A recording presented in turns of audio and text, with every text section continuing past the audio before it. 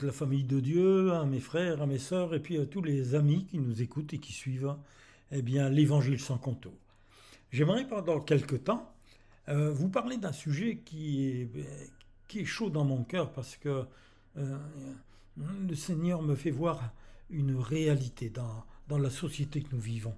Et il y a un mot qui a sauté à mes yeux, qui a résonné à mes oreilles, c'est l'infestation. Alors j'aimerais avec vous voir qu'est-ce que c'est qu'une infestation et qu'est-ce que c'est l'infestation de notre pays.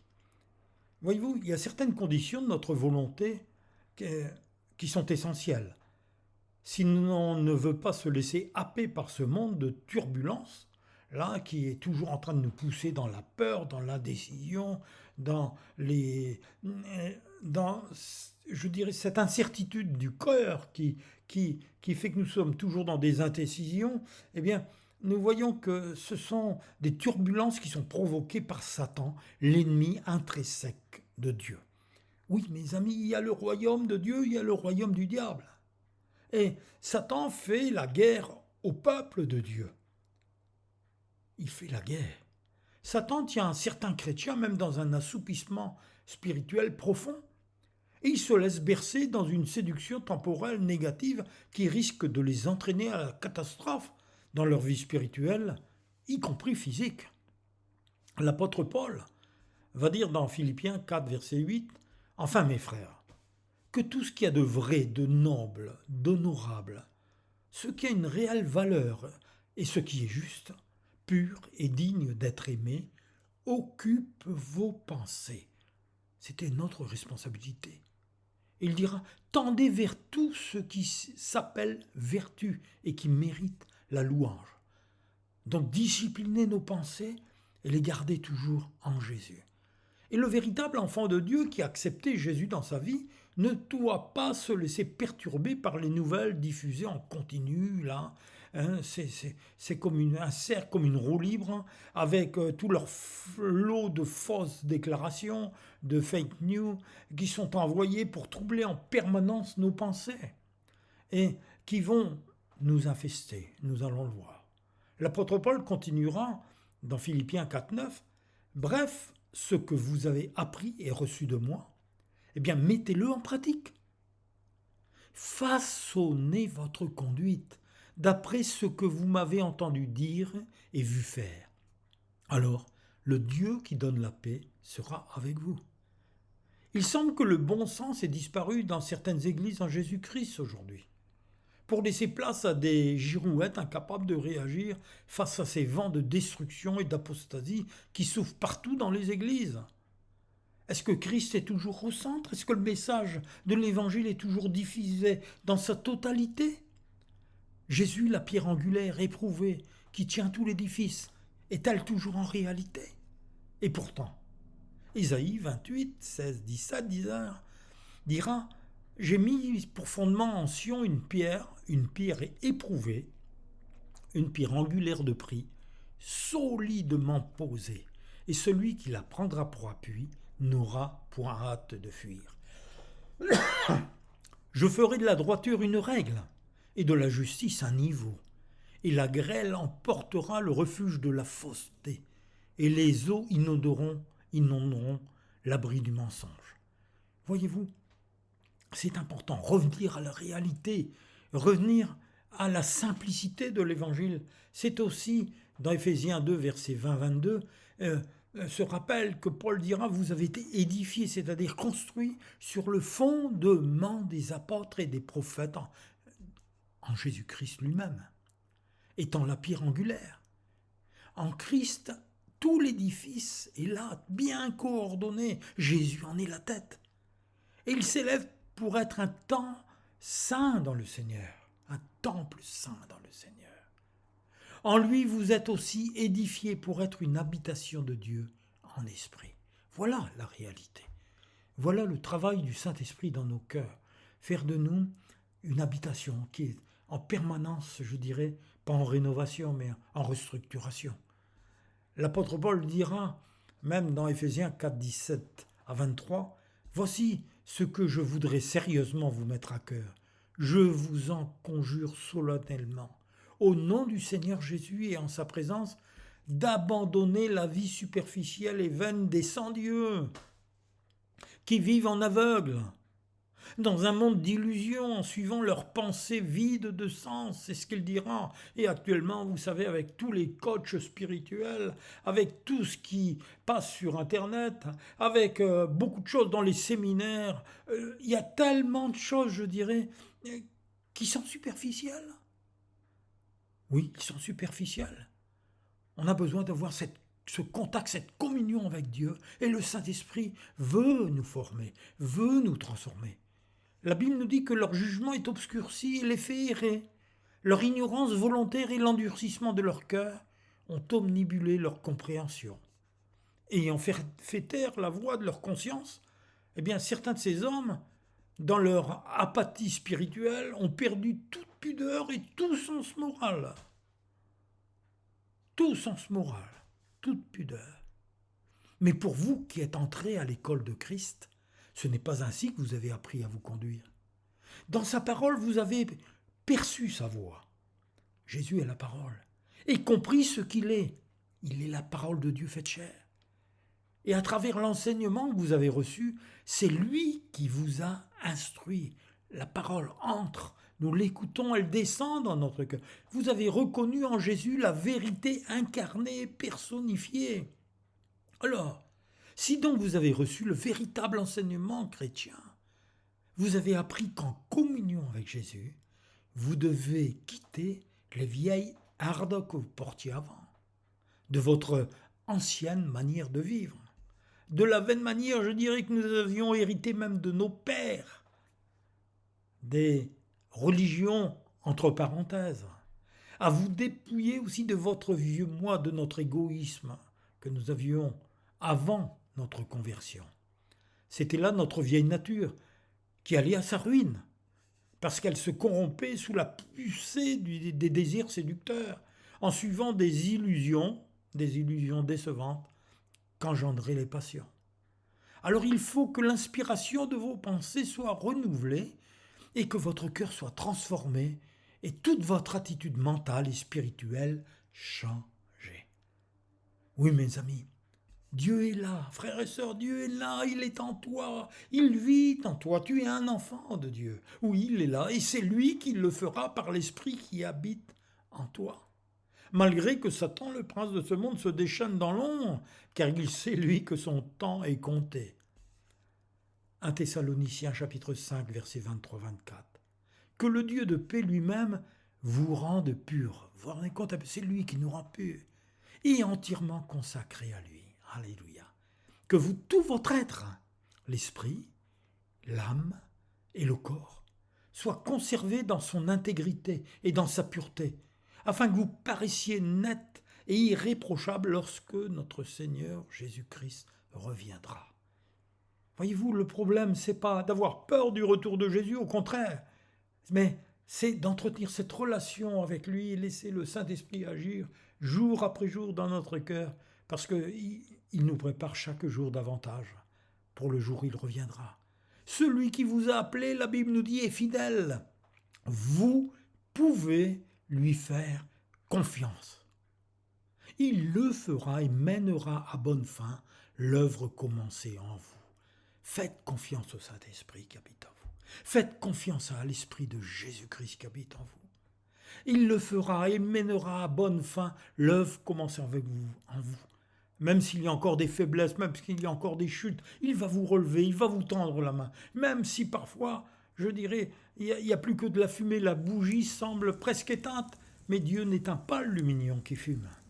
Mais il souffle et il ravive. Le Saint-Esprit continue son œuvre, mes amis, lui aussi dans le monde entier. Regardez, partout, lorsqu'on veut regarder au travers de tout ce qui se passe, on s'aperçoit qu'il convainc de péché, il sauve tous ceux qui croient en sa parole et qui acceptent Jésus comme sauveur dans des pays, même parfois d'obédience musulmane, où tout semble fermé, où tout semble contre l'Évangile. Mais non, il continue, et le Saint-Esprit continue à enseigner tous les enfants de Dieu qui sont en communion avec leur Père céleste par Jésus-Christ. Malgré l'interférence de beaucoup de faux enseignements, en plus des évangiles qui prennent part à ce chaos spirituel. 1 Jean chapitre 2 verset 27. Quant à vous, l'esprit dont vous avez été oint par le Christ demeure en vous. Vous n'avez donc pas besoin que l'on vous instruise, car cet esprit dont vous avez été oint vous enseigne tout. Tout. Il est là en vous. Et ce qu'il vous enseigne est vrai. Il ne ment pas. Restez donc attachés à cet enseignement tel que vous l'avez reçu de l'Esprit et demeurez unis au Christ. Oui, l'Esprit de Christ veut nous garder de cette infestation qui contamine et parasite, même parfois des églises où nous avons vécu, où nous vivons. Une infestation. C'est-à-dire, c'est des... Oui, ce sont des parasites.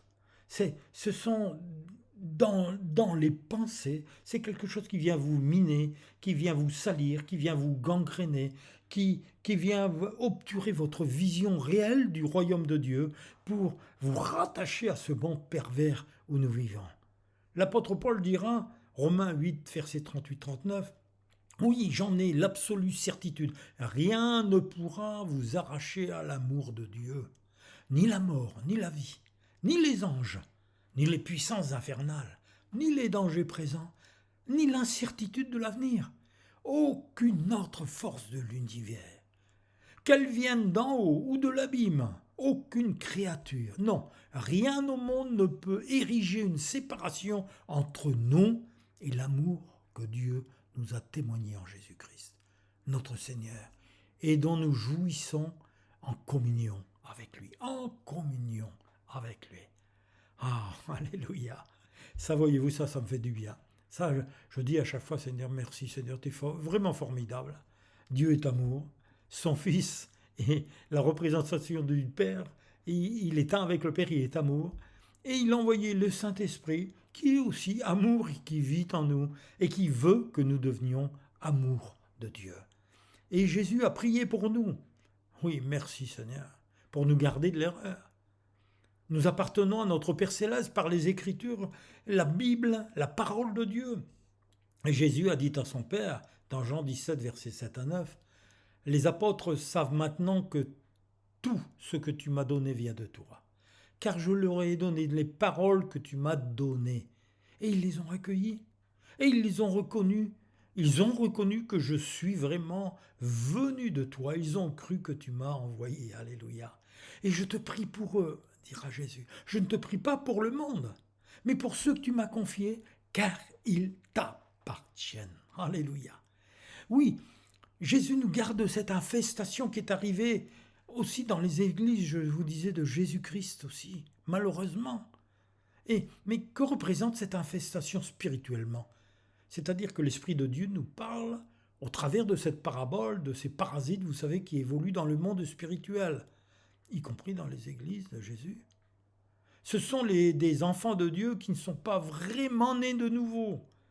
Et leurs effets sont identiques à de la mauvaise semence. Et à ce sujet, ces parasites, ce sont des mauvais esprits sans chair ni os, comme Jésus l'a dit à ses apôtres lors de sa résurrection. Et il y a là justement des choses que vous ne pouvez pas voir, que vous ne pouvez pas toucher. C'est comme l'air que vous respirez, que nous respirons. On ne le voit pas, pourtant il vient, il remplit nos poumons.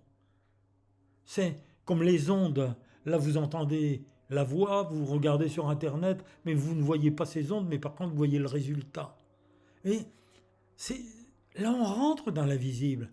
C'est pour ça que Jésus disait dans Luc chapitre 24 et 39, devant ses apôtres, il a dit, mais voyez mes mains et mes pieds. Oui, c'est bien moi. Touchez-les-moi. Et voyez, un esprit n'a ni chair ni os, comme vous le voyez que j'ai.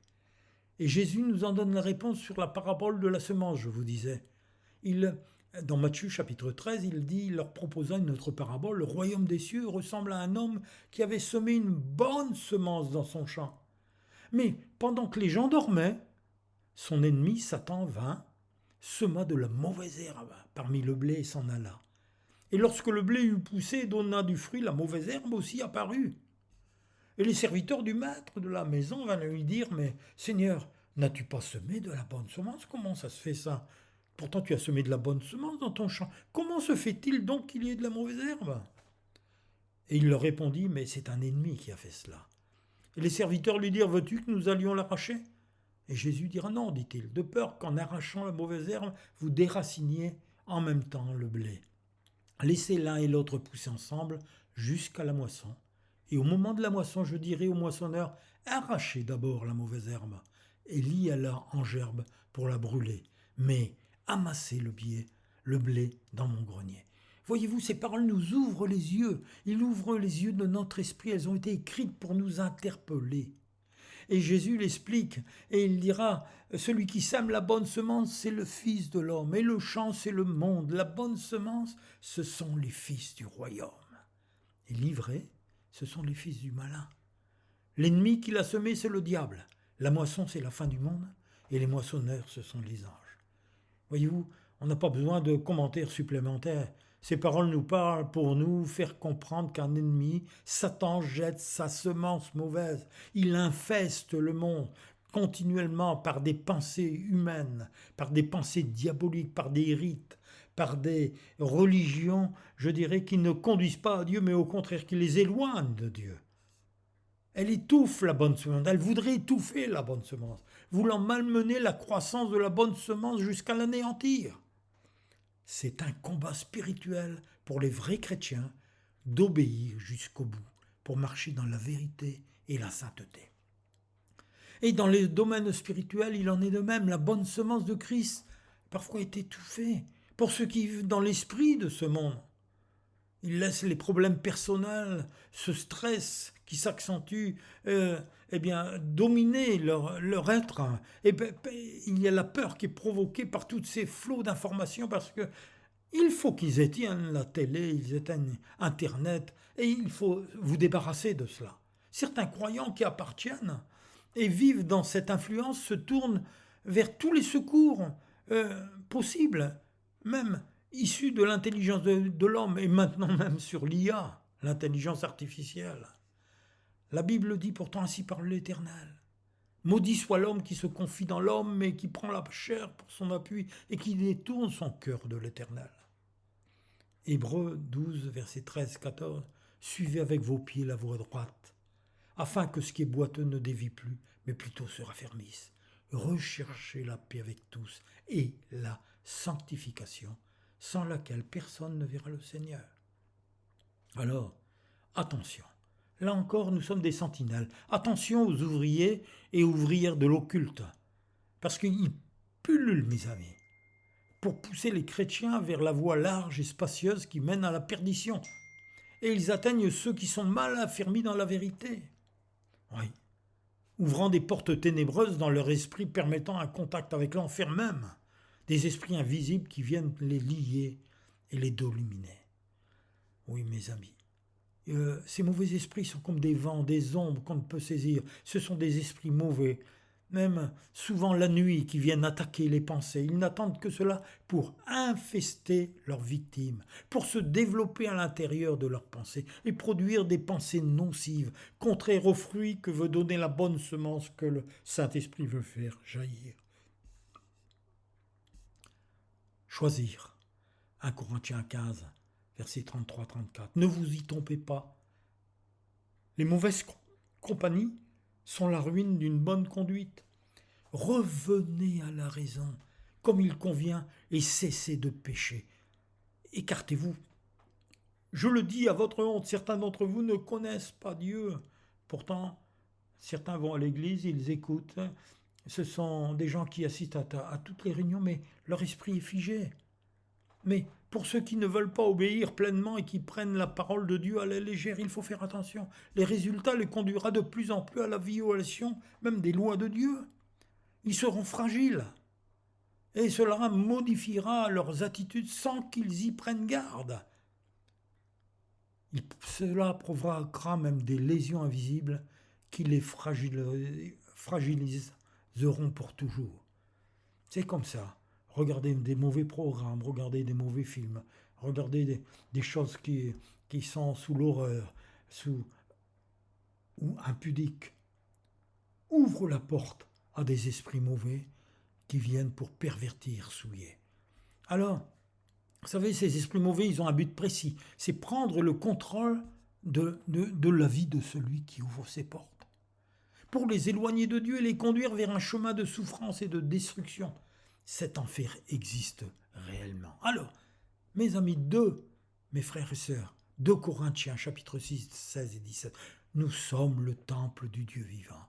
Dieu lui-même a dit, j'habiterai et je vivrai au milieu d'eux. Je serai leur Dieu, ils seront mon peuple. C'est pourquoi séparez-vous d'eux et tenez-vous à l'écart, dit le Seigneur. N'ayez pas de contact avec ce qui est impur et je vous accueillerai. Seigneur Jésus, merci d'avoir accompli l'œuvre que le Père Céleste t'avait confiée. Jésus prit son Père pour l'Église quand il a dit « Père, l'heure est venue, manifeste la gloire de ton Fils, afin que le Fils manifeste aussi ta gloire. » Tu leur as donné le pouvoir sur tous les êtres humains pour qu'ils donnent la vie éternelle à ceux que tu lui as confiés. C'est vrai. C'est ce que Christ avait reçu de son Père. Et la vie éternelle consiste à te connaître, toi, le seul véritable Dieu, et à connaître Jésus-Christ que tu as envoyé. J'ai manifesté ta gloire sur la terre. J'ai achevé l'œuvre que tu m'as donné de faire. Maintenant, mon Père, accorde-moi, en ta présence, la gloire que j'avais auprès de toi avant que le monde existe. Je t'ai fait connaître à ceux que tu as pris du monde pour me les confier. Ils t'appartenaient et tu me les as confiés. Ils ont obéi à ta parole. Merci, Père, de nous avoir donné la vie éternelle. Merci d'avoir manifesté ta gloire sur la terre et de continuer à manifester par toutes les actions du Saint-Esprit en nous et autour de nous. Merci à ce privilège que tu nous as donné de te connaître et de t'appartenir. Sois béni, adoré et exalté de toute éternité dans le ciel et sur la terre. Reçois toute la reconnaissance de notre cœur et tout notre amour, cet amour que tu as paix dans nos cœurs, Seigneur. Amen.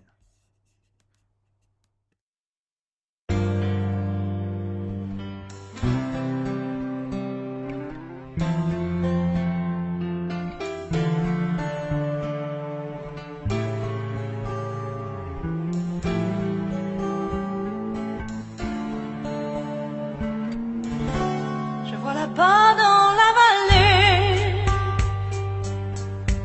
cheminant sous un ciel d'azur, un étranger de Galilée,